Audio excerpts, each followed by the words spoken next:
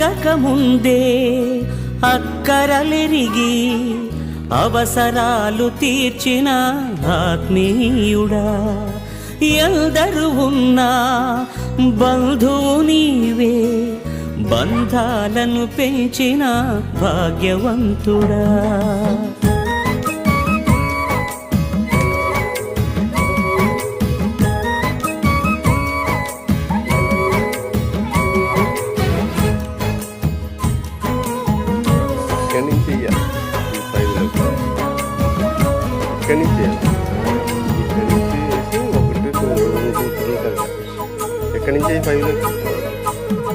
పదే పదే నేను పాడుకోనా ప్రతి చోట నీ మాట నా పాటగా, మరి మరి నేను చాటుకోనా మన